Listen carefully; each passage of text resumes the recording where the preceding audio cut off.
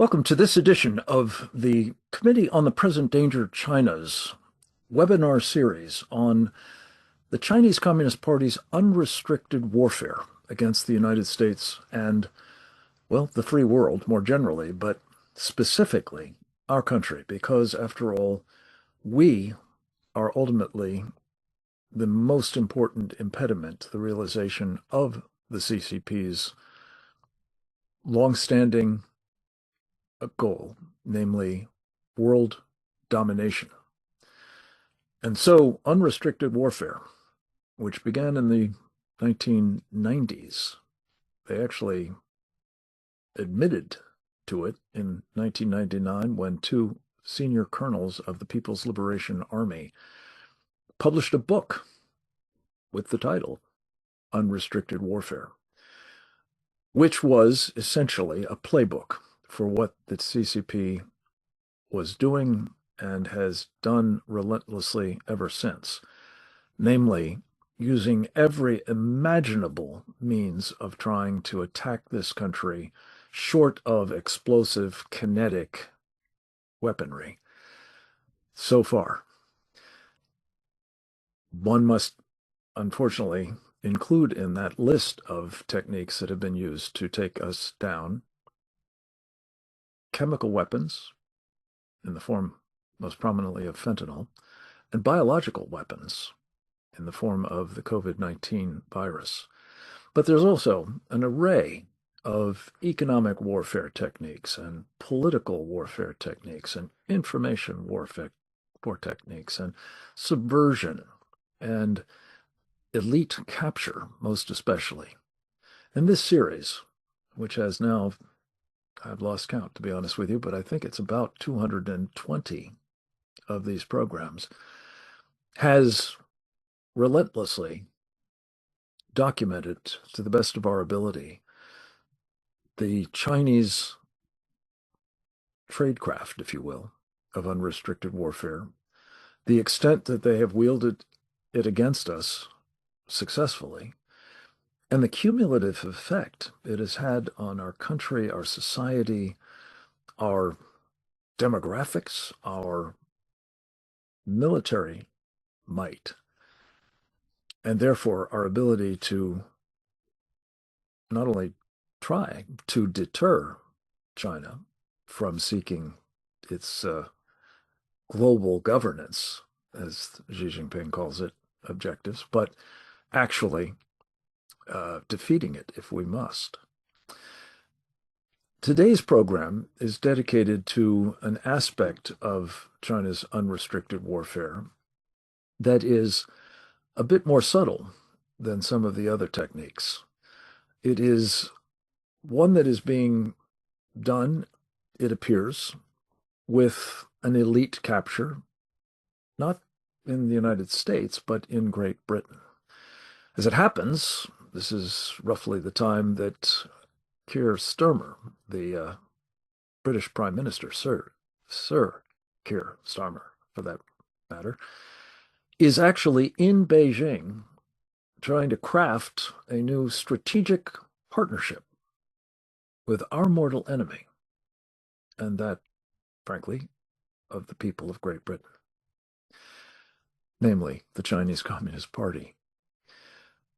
In furtherance of his new strategic partnership with Xi Jinping, the Starmer government has pursued an agreement with a nation on the east coast of Africa known as Mauritius. And it has struck a deal with the government of Mauritius. It's hard to overstate how really remarkably terrible a deal this is. The deal would surrender the sovereignty that Britain has exercised since, I believe, 1814 or thereabouts, over a group of islands in the Indian Ocean called the Chagos, about 1,200 miles from Mauritius. One of those islands is known as Diego Garcia, and since I believe the mid-1960s, the United States has had a base on Diego Garcia. Over time, it has built it into one of the most important overseas bases in the United States military. In the course of this program, we're going to be talking about the strategic importance of that base. We're going to be discussing the implications if that base were no longer available to the United States military, and specifically whether, if as a result of the deal that Keir Starmer's government has fashioned with Mauritius, a nation that is very close to the Chinese Communist Party, one of the most prominent of its Belt and Road Initiative partners, that base were not simply no longer available to the United States, but were to become like Bagram Air Base in Afghanistan, another forward deployed power projection facility for the People's Liberation Army instead. We have an extraordinary group of contributors today. Most of them are with us via the miracle of videotape in the form of interviews that they've conducted with me in our program Securing America on Real America's Voice. With their permission, we have adapted them for the purpose of informing this particular discussion. We have two who are, however, with us live, and we're going to begin with one of them. His name is Jeff Nyquist. He is internationally, I think, renowned for his strategic analysis and his insights into developments that are shaping and, in some cases, dramatically reshaping the security of the United States of America.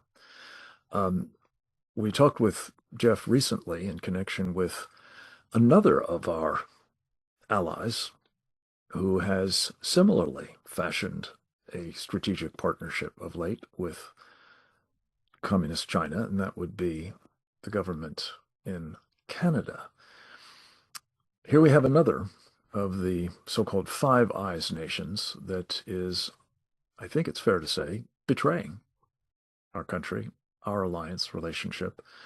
And we'll talk in the course of the program with one of our guests about the implications for the Five Eyes program as well. Let's start with Jeff Nyquist, a blogger, the author of The Origins of the Fourth World War, among other works, an essayist of great renown, as well as a very important member of our Committee on the Present Danger, China. Jeff, thank you so much for joining us, especially on short notice.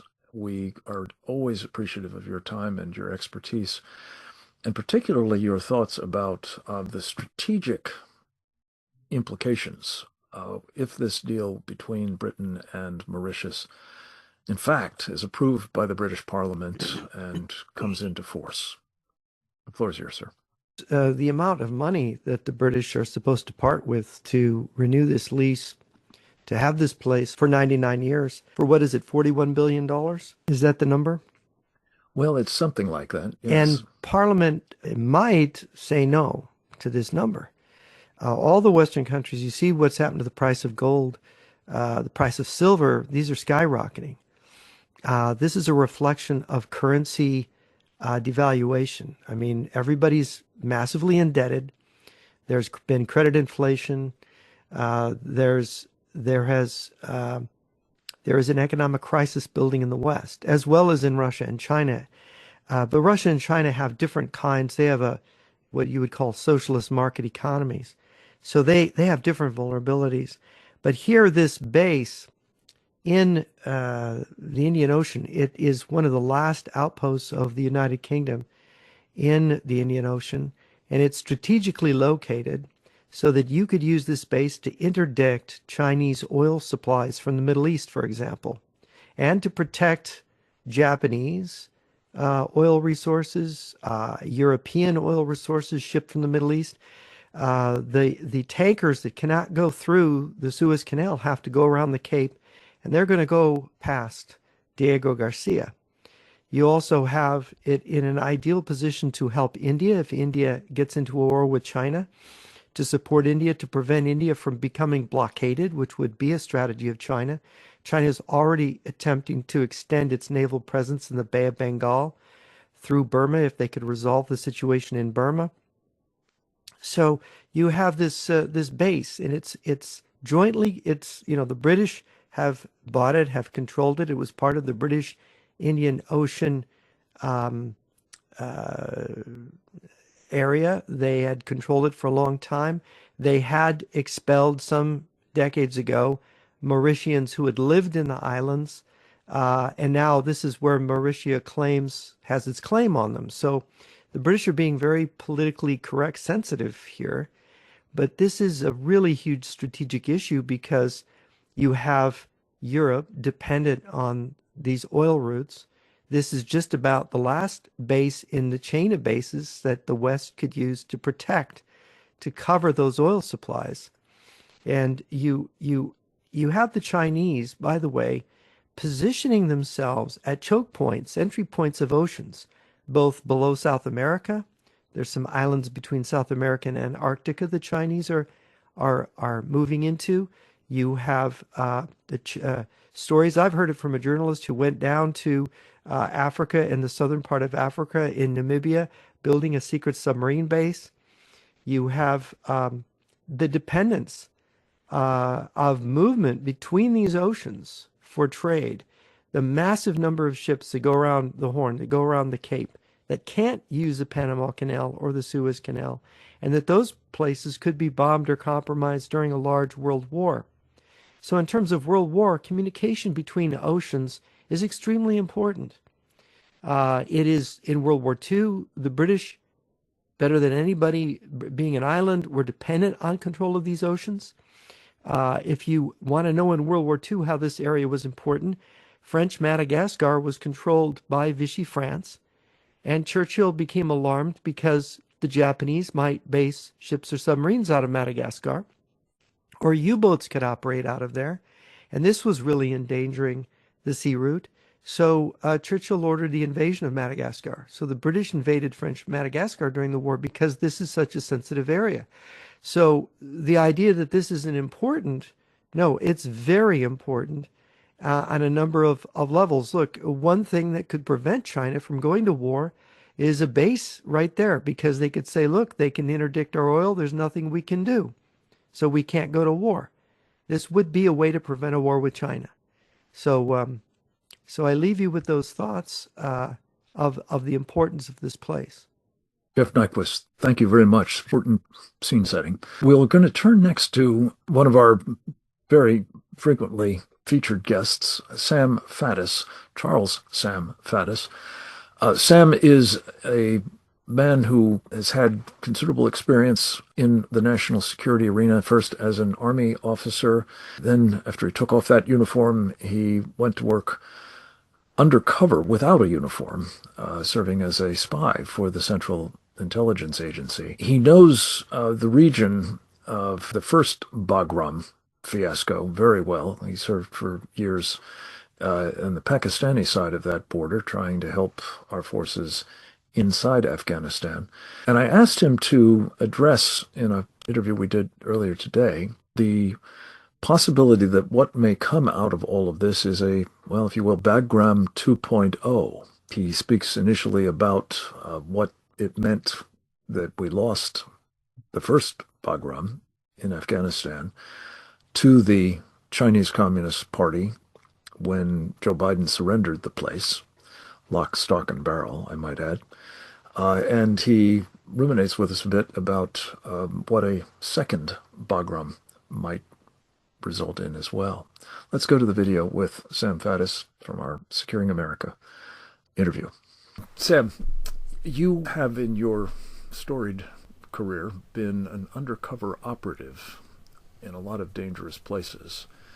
As I recall, Afghanistan and Pakistan were among them.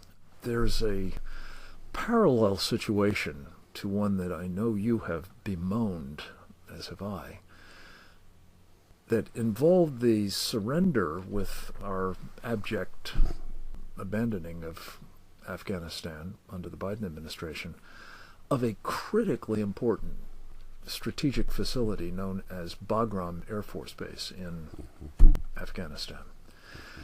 I have a unsettled feeling of deja vu all over again, as Yogi Berra put it, with respect to an island far removed from there, but very, very important to American power projection throughout much of the other side of the world, namely Diego Garcia. The British government seems to be intent on giving it to Mauritius, which is a proxy, I guess you might say, of the Chinese Communist Party, which, as I recall, inherited Bagram when we left.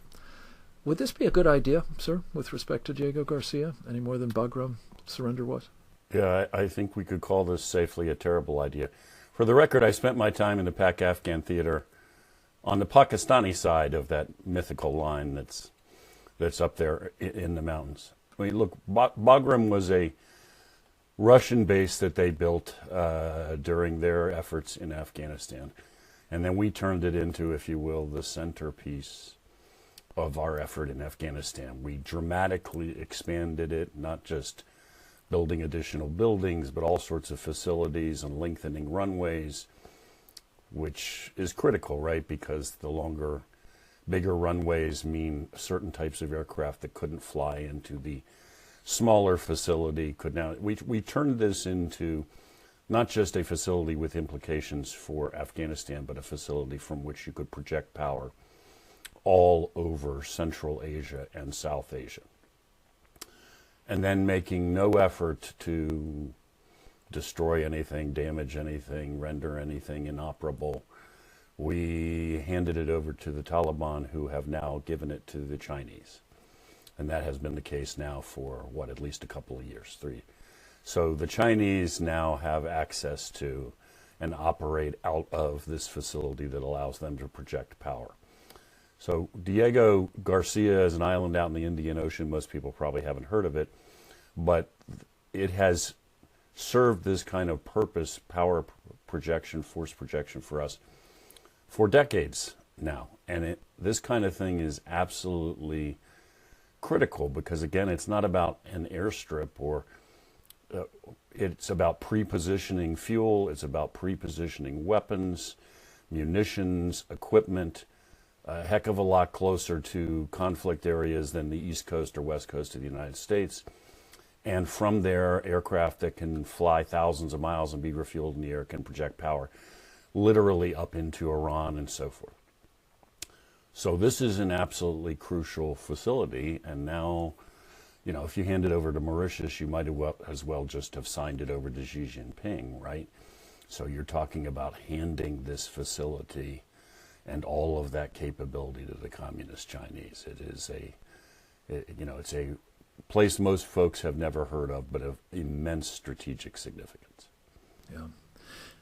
And it goes without saying, I guess, that it would be a strategic victory for the Chinese Communist Party of the first order if, as with Bagram, they were not only able to deny us the use of this facility, but begin, as you said, projecting power from it as well.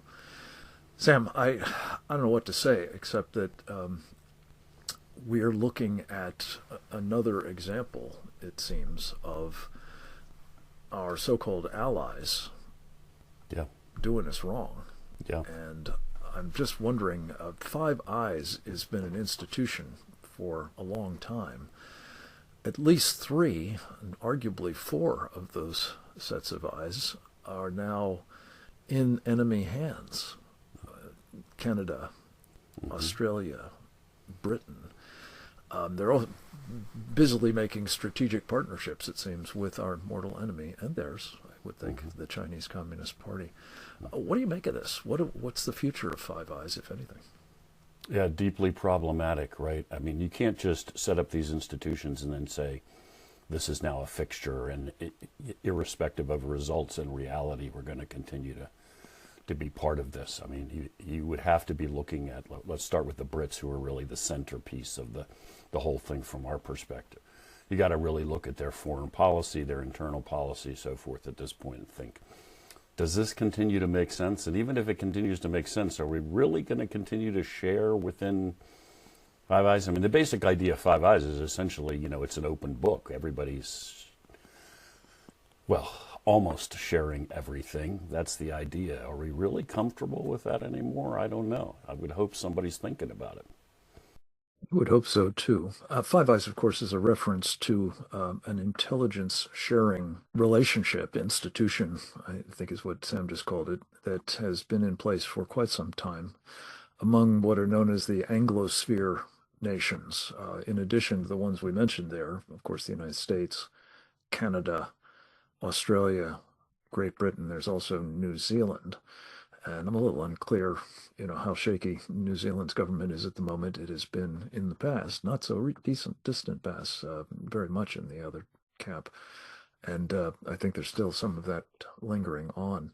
But we've literally seen what I think is truly betrayal on the part of certainly Canada and arguably in process now, Great Britain. And as our friend Trevor Loudon has documented in his latest book, I believe, and certainly on successive programs of this series, Prime Minister Albanese of Australia is a communist, very closely tied to the Chinese Communist Party. What we're going to turn to next is an assessment by one of our very impressive free-range thinkers, member of our Committee on the Present Danger, China, as well, a man who has for many years been actively involved both in private sector matters, thinking quite strategically, but also on the policy side, including for a stint as the policy advisor to the then governor of Arkansas, Mike Huckabee, now the ambassador to Israel from the United States. His name is Rod Martin. In addition to his business acumen, he has been very clear-eyed in his thinking about national security policy and more generally public policy. And we asked him in the course of a program on, again, securing America with Real America's Voice to talk a bit about how this present deal that the Brits are seeking to push through the parliament in the United Kingdom bears on the position that the President of the United States, Donald Trump, has taken with respect to another island, one much closer to our shores, and arguably of at least as important a strategic character as is Diego Garcia. And what that tells us about the importance of the United States owning such incredibly important strategic outposts. So Greenland and Diego Garcia are the topics that we asked Rod Martin to speak to, among other things, in the course of this interview. Let's get that video now. Well, this deal tells you exactly why Donald Trump wants ownership in Greenland, in whatever form that may end up taking. And it just couldn't more completely illustrate how things change unexpectedly over time. No one could have imagined that the British government would be this idiotic, including just about anybody in Great Britain. And my guess is if they didn't have pretty tight parliamentary discipline, this would fail miserably in the Commons. But of course, they do, and Starmer is going to have to be persuaded not to do this. I can't imagine what's motivating him in the first place. The Chagos Islands, as you know, are uninhabited. There were inhabitants at some point. The descendants of those inhabitants largely live in Mauritius or Great Britain. And they're pretty uniformly opposed to this transfer of the islands they're remotely connected to Mauritius. Mauritius has no historical claim on this.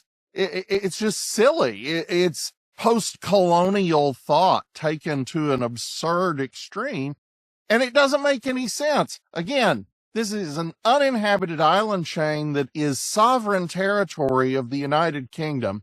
This base is subject to a 1966 treaty between us and the Brits, which appears to give us a veto over any such transfer anyway. But the net result of such a transfer is you have a country that is increasingly under Chinese sway in Mauritius that would be the landlord, not our landlord, Britain's landlord. And under this new deal, if Britain just chose to miss a lease payment, suddenly Diego Garcia is forfeit. Diego Garcia is essential to the United States military. It is the most important base we have in region. It's essential for B-2 bombers. It's essential for submarines on station. It's essential in countless ways. And to let this get away is extremely dangerous. But wait, letting Greenland get away would be even more so. And this almost certainly is a big part of what's driving Donald Trump's push to get sovereignty there. That's the absurdity in Greenland. We're going to defend their freedom to be a colony of Denmark. I mean, Right. What is that? Also, And probably Denmark 1,200 has miles been away. Denmark has been a terrible colonial overlord. They were forcibly sterilizing Greenlander women as late as the 1990s. They're as bad as the Belgians in the Congo. It's absurd. And likewise here, Mauritius isn't a good place. That's not some place you'd want to be a part of. And of course, none of these Chagosians actually live in the Chagos. So their tie to this is somewhat remote. And yet, if you actually wanted to decolonize, the right answer would be create an independent Chagosian state and encourage these people to move back and give them some money to construct cities and stuff. But of course, they're not going to do that. Of course, they're going to do something absurd because, as you have rightly identified, Great Britain pretends to still be a free country and our closest ally. But under Keir Starmer, it is absolutely as far down the road to serfdom as you can get. It is a socialist state. It bans free speech and jury trials. Rod, this is an important insight into both this question of owning what we need to secure ourselves and not relying on increasingly unreliable allies for such territories, and also how far advanced the rot is in Britain at the moment. And that doesn't even get into the question of the degree to which it is falling prey internally to Sharia supremacists. That's another day's work. But suffice it to say, Rod Martin, thank you for both of those important insights, and we will build on them in the remaining comments, I'm sure. I wanted to go next to, speaking of Britain, a Brit. His name is Robert Midgley. He has had the distinction of having served as a communications advisor for not one, not two, not three, but four British prime ministers. He knows his way around the British political world, needless to say, and is a pretty proficient communicator as well. He is at the moment doing, as a charitable work, I guess it's called, service as the spokesman for Friends of the British Overseas Territories, among which still are, thank God, the Chagos Islands, including Diego Garcia.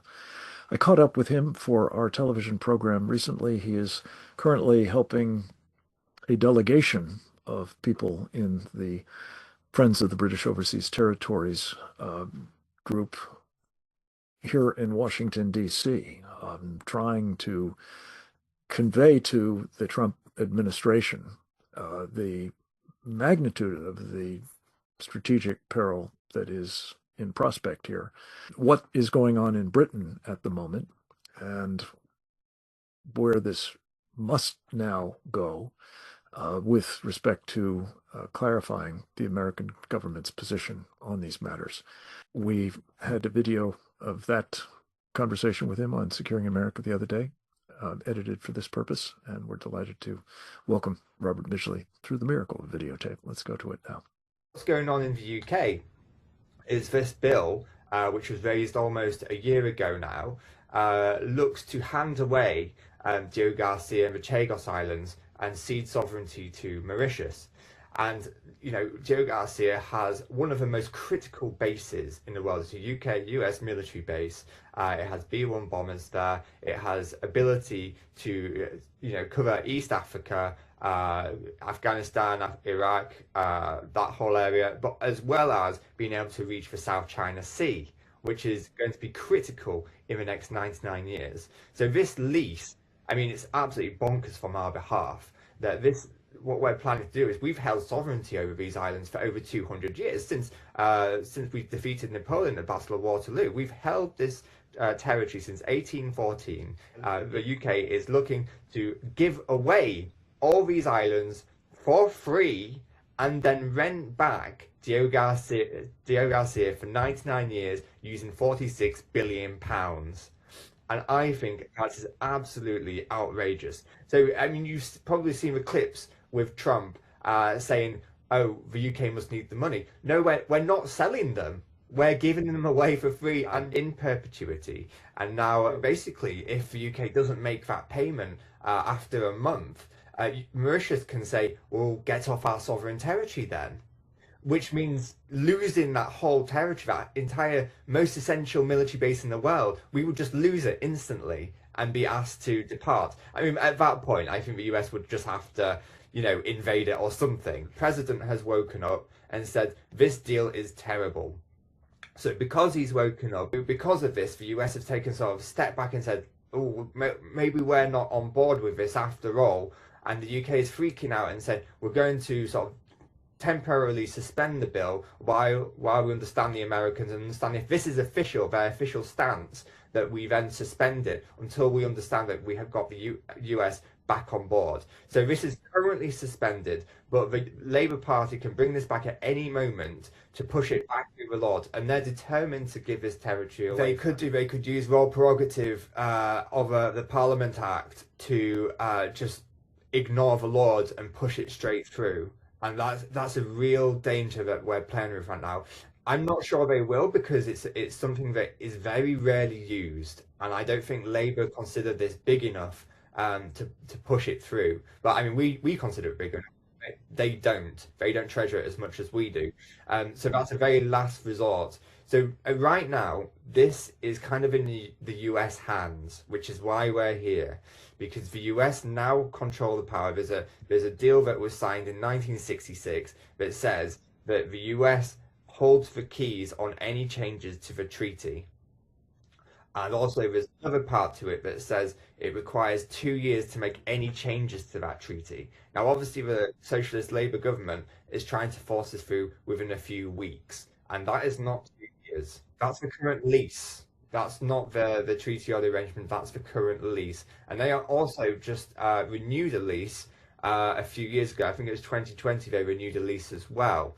But this is, you know, the US sees this as so critical that lease will go over at 2036. It will be renewed without any second of a doubt. Look, what we need right now is the US to put in formal writing that this needs to be withdrawn. We need the State Department, we need people in the White House to put it into writing that they withdraw their support, and this bill needs to be taken off the table completely. This is too much of a security threat.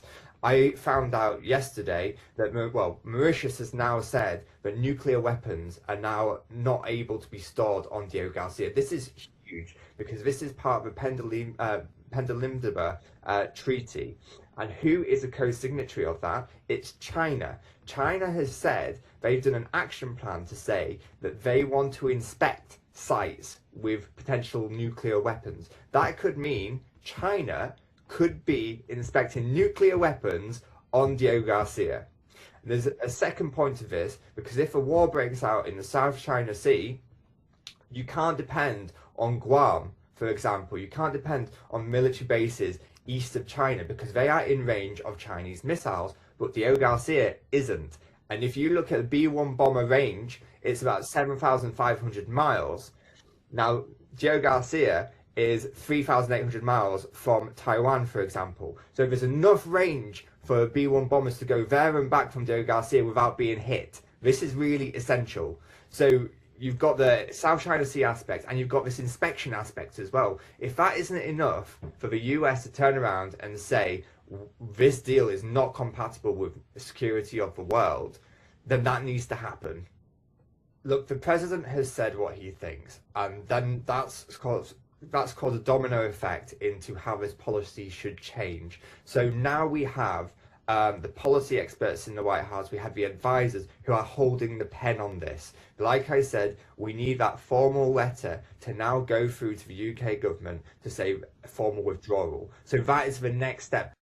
Let me just make a point. What the president has said that Robert was alluding to there was vintage Trump. He said that what the Brits are doing here with this deal is an act of, quote, great stupidity, unquote.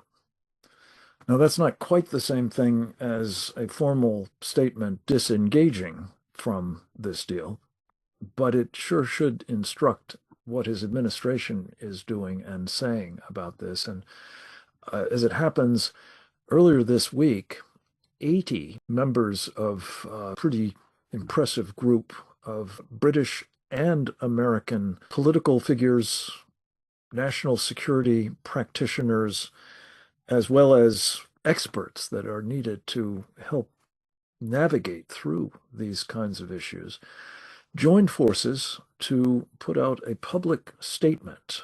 You can go to presentdangerchina.org, the website of the Committee on the Present Danger of China, and see there the press release that they issued as well as the statement itself. It's very impressive, I think, and very forthright in both commending the president for describing this act of stupidity as such, but also calling upon him to take the next step, as Roberts just indicated, namely to formally tell the British government that we are not having this. It is not acceptable for the national security of the United States, nor, for that matter, for the special relationship, to the extent that it still operates, between the United States and Great Britain. We're going to turn to a woman who was instrumental in that statement coming together, as she has been on so many fronts, including notably Pacific Islands, as well as this one in the Indian Ocean. Her name is Cleo Pascal. I believe she's a member of our Committee on the Present Danger of China. She certainly should be, and we consider her to be a binational treasure. She is a Canadian by birth, but she is very much attuned to and engaged in protecting the United States as well, because she understands full well that without us, not only is Canada toast, but so is the free world more generally. Cleo is a non-resident fellow with the Foundation for Defense of Democracies, a columnist for the Sunday Guardian in India, and truly one of the duty experts worldwide on the strategic importance of these Indo-Pacific islands and what is afoot with respect to the Chinese Communist unrestricted warfare against them, which she conjures up images of having once again, as we did in World War II, to have to liberate them at horrific cost to the men and perhaps some women of the United States military. We seek to avoid such a prospect, needless to say, and we're going to listen to a very important conversation that I had with Cleo Pascal on Real America's Voice earlier this week.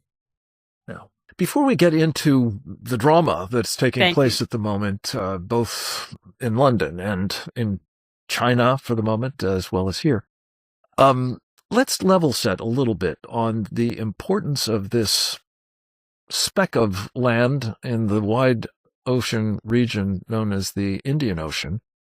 Diego Garcia, why is it of such strategic value? Let's start with you, Cleo. Well, its location is pretty exemplary. It's an island that is surrounded by a lot of water, or else other uninhabited islands, which means that it's very difficult to get to. But from there, you can also see very far range. You can take a look at what's going on in the Middle East. You can take a look at Afghanistan. You can see what's coming into the Pacific Ocean, into the Indian Ocean. And its geographical features means that it has a port deep enough for an aircraft carrier. It can land strategic bombers. It can refuel nuclear submarines. So it really is the ideal base. You're on your own. It's very difficult to approach, but you can reach out and touch a lot of really bad parts of the world. So it seems like there's a very narrow group of Brits who are pushing for this, Keir Starmer and the coterie around him, and perhaps some civil servants. But even among his own Labour Party, you're starting to get at least one backbencher spoke up against it in the House, which is very uncommon. So it's not widely popular, and the more people learn about it, the more appalled they are. Even in the UK, it was originally presented as a kind of human rights thing, because the British forcibly and cruelly deported the Chagosians who were living on those islands in the end of the 60s and early 1970s in order to make way for the base, doing things like gassing their pets and cutting off medical support. I mean, it was really the way they did it was very, very different than the way the U.S. handled similarly strategically important islands in the Pacific with domestic populations. And the idea was, through international law, that the UK needed to decolonize the islands, but the agreement as presented does nothing for the Chagosian people. And in fact, the Chagosians in the UK, because many relocated to the UK and became British Chagosians, joined the UK military in some cases, they've come out with a government in exile, and the leader of the government in exile is eloquently and passionately saying that they want the island to stay British. They want the base to stay there. They want to resettle some of the other islands, and they want the right to perhaps work on the base if they're looking for employees. But the idea of being handed over to Mauritius is, in fact, a recolonization of their peoples. How important do you think this open public statement by scores of prominent Brits and Americans might be in their deliberations? I think it might be quite important, because I think the premise of the British government now, and ratification of the treaty, is that this is a passing storm. Trump changes his mind. When he was talking about Diego Garcia, he was really talking about Greenland. They're really trying to downplay it. But when you see the signatories on this letter, I mean, you've got retired admirals and generals and senior former National Security Council members, military planners. I mean, these are people who very rarely come out in public and make this kind of a statement. And all across the political spectrum, I think that the message will be sent loud and clear that this is not going away, and this has the potential to seriously affect relationship. And it goes to what you're saying about raising concerns about Denmark. I mean, if you take a look at the national security strategy and how it raises questions about the future of Europe, Europe politically is not contained to Europe geographically. There are parts of Europe in the Indian Ocean, as you can see with the UK in Diego Garcia. France is in the Pacific and the Indian Ocean with Réunion and French Polynesia. They're even in Canada with St. Pierre and Miquelon, which is almost completely surrounded by Canada.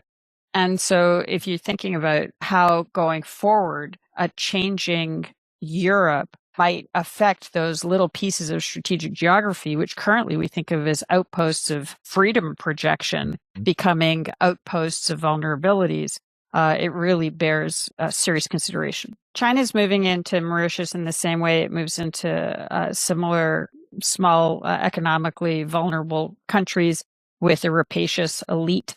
There's all sorts of concerns about money laundering, drugs, brothels with video cameras in them. The sort of targeted influence coercion campaigns that you would expect to see anywhere.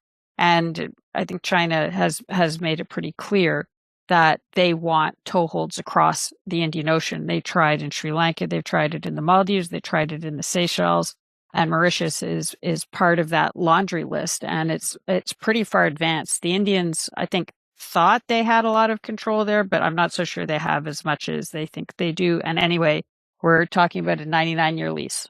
99-year lease, which has in the fine print that if the Brits somehow manage to miss a payment, even by 1 month, the whole thing is a dead letter, and the arrangement with the United States would be as well. I think that this has been really damaging for US-UK relations. I've personally had a senior British official give me inaccurate information on this, and the members of the Trump administration who were manipulated or lied to will not forget it. This was a very, very bad decision on the part of the Starmer administration. Yeah, perhaps endangering the very underpinnings of the special relationship. Well, as you could tell, that clip was part of a conversation, not only with Cleo Pascal, but also with Colonel Grant Newsham, United States Marine Corps retired, one of the most popular and certainly most indefatigable contributors to this series, and so much more that we do with the Committee on the Present Danger China, of which he is also a distinguished member.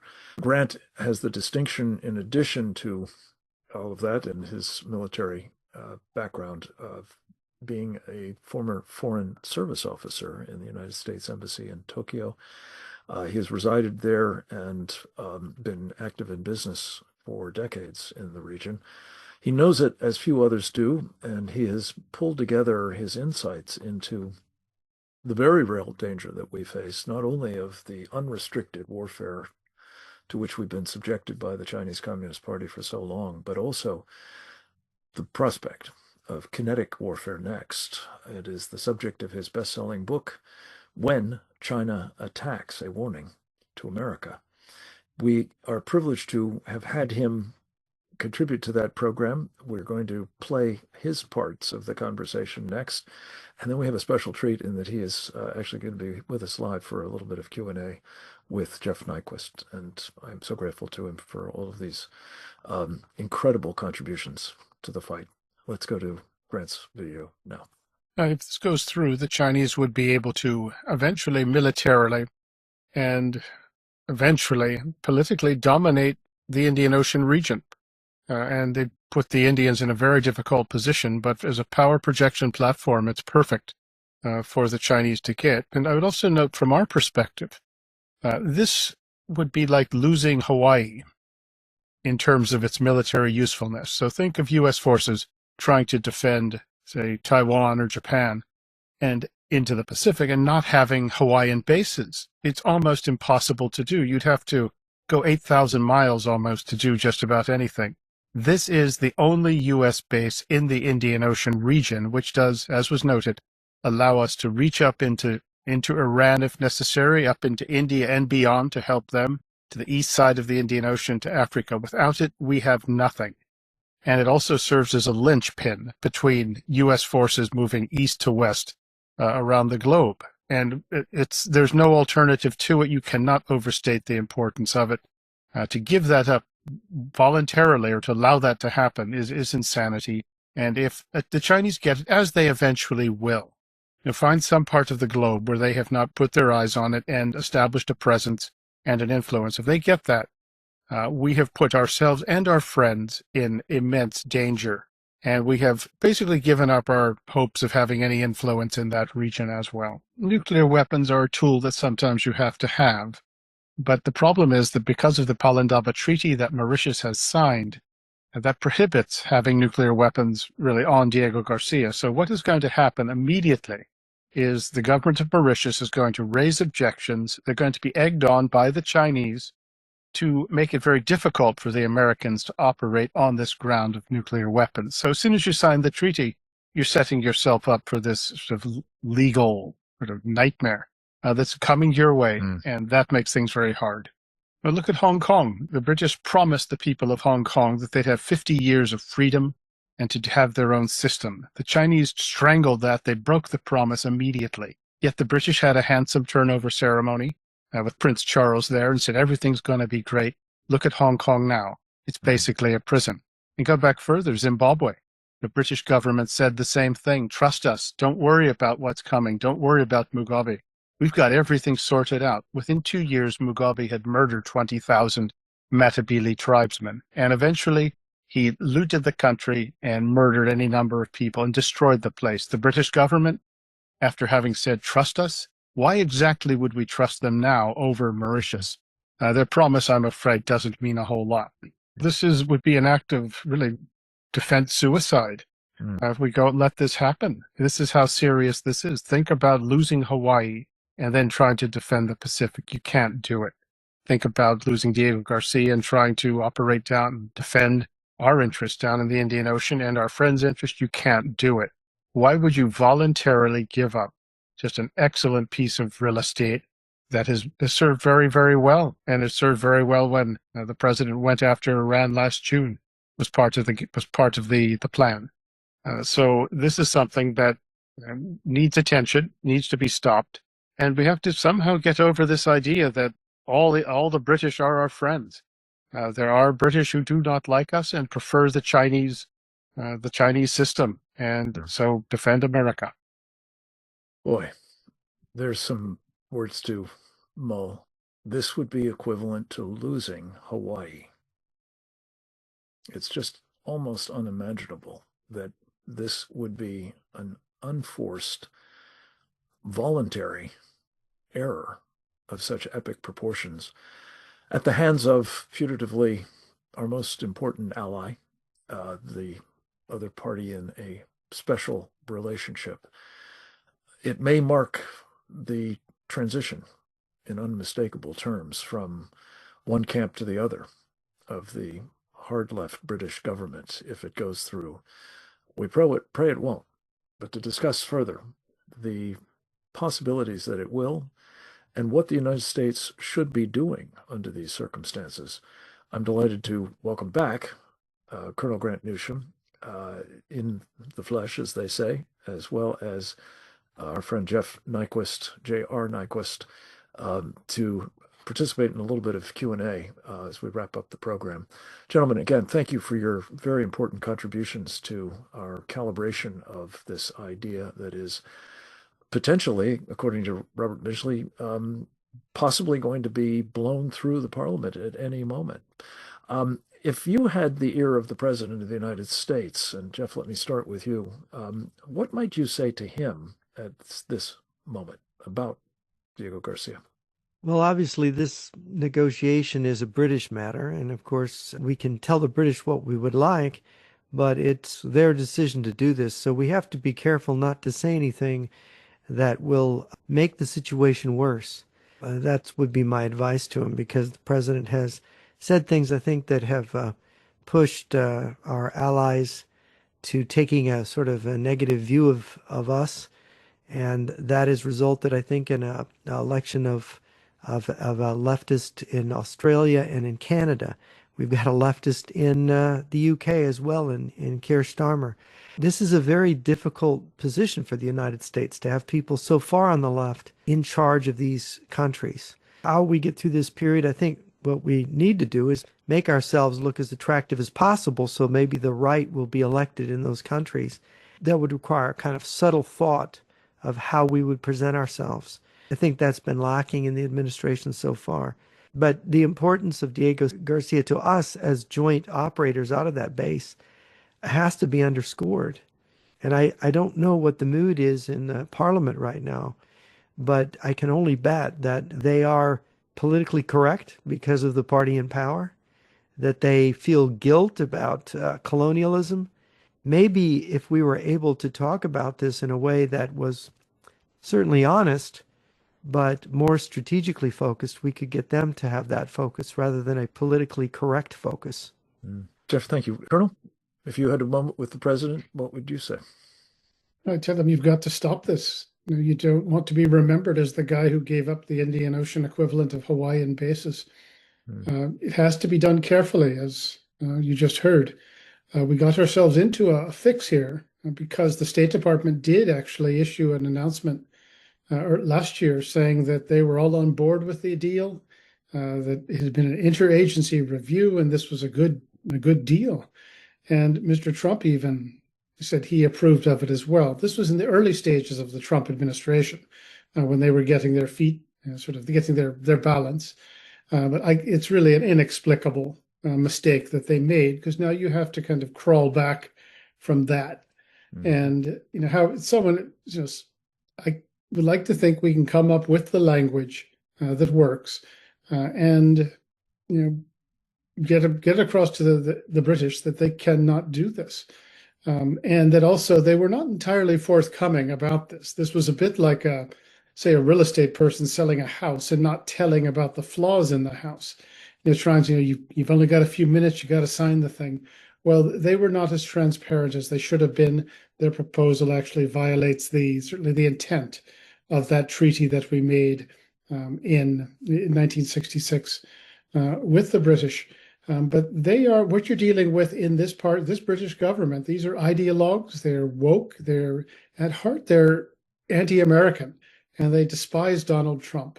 So they are going to keep trying to get this through, and it just can't be done. But it's up to the president. If he could, figure out a way to send the Iranian General Soleimani to the next world and grab Maduro from Venezuela recently, I think he's probably got some brain power on his side who can come up with the right language for this.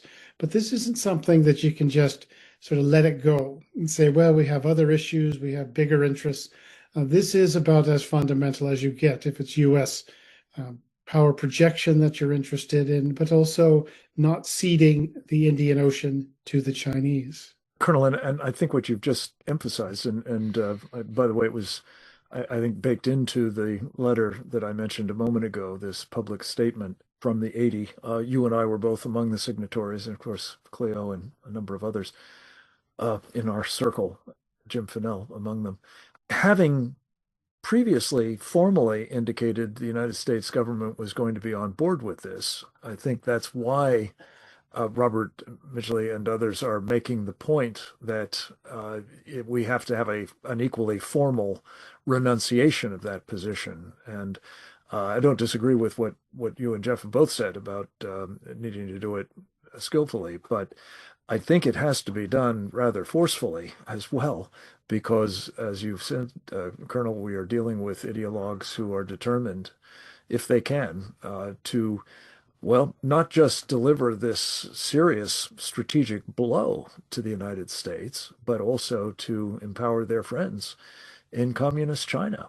And it might be also noted, and I'd be interested in your respective comments about this, the British government has, in just the past week or two, as I recall, done another big gesture to the Chinese Communist Party, presumably in the run-up to this new strategic partnership negotiation, and that is to have given them prime downtown real estate on a massive scale in London. I mean, literally a block or two from Tower Bridge. And they are going to put there, I think, the largest embassy China has. And among other things, it's been pointed out, it is in close proximity to a very sensitive facility of the British government, through which run underground some of the most sensitive cables in the country, used to, among other things, transmit intelligence, I suspect, including some of ours through the Five Eyes channel. Colonel, I mean, again, this isn't happening in isolation, but it is happening at a moment when the challenges that are associated with our relationship with the British government are far beyond just what's happening in the Indian Ocean, are they not? Oh, that's right. And keep in mind, of course, that there's plenty of British people who are horrified by this. If you had a different administration, this presumably wouldn't be happening. It probably wouldn't be, particularly now that attention's been focused on the issue.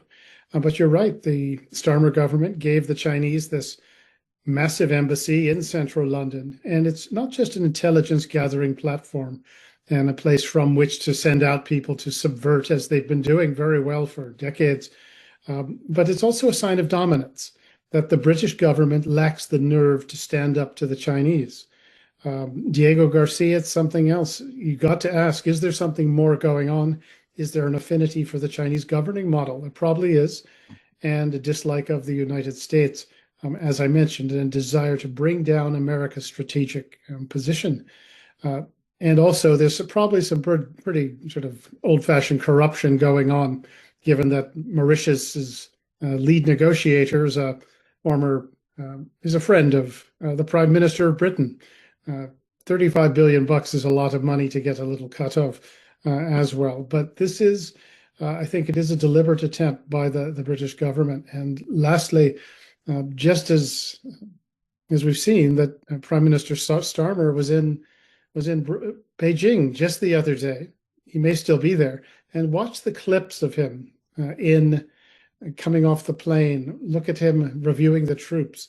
If there was ever more humiliation meted out on a foreign leader in the last 200 years by the Chinese, I haven't heard of it. Just look at these things. It is absolute submission by the PRC to the Chinese Communist Party. And I don't think that it's just Donald Trump is the reason. It's the reason. I think this goes far beyond Mr. Trump. He's just a convenient excuse. The symbology, though, as you say, Grant, is powerful because of the long and troubled history of these two nations. That act of submission arguably started in earnest with the surrender of Hong Kong.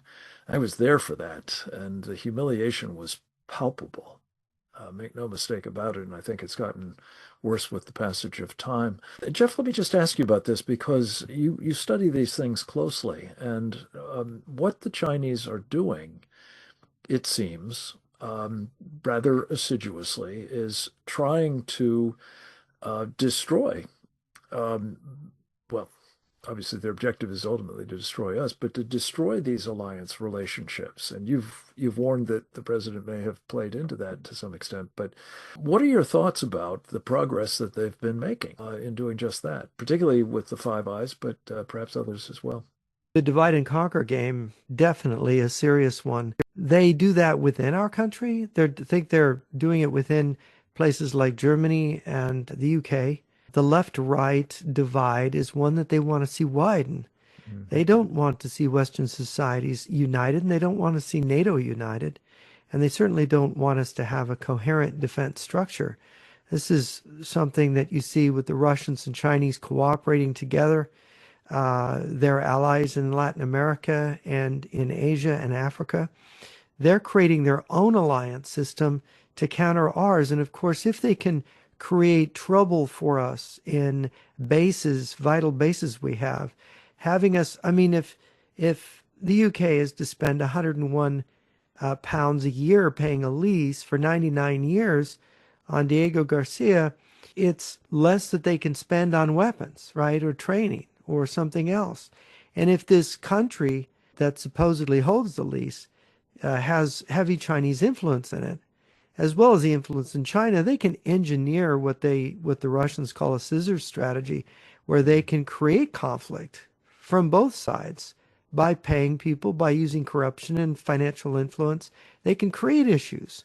Mm-hmm. And I think we've seen that in other areas.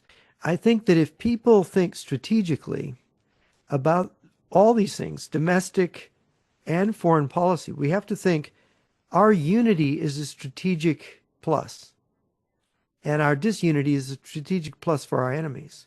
Mm-hmm. So if we thought in those terms, I think we would be a lot more careful in how we frame our discussions, because the left, as Grant has just pointed out, they've got this political correctness that paints us as bully imperialists and racists. We need to talk over that and past that about the survival of our countries, respectively, and all the people in those countries, whether they're left or right. We all have a stake in this.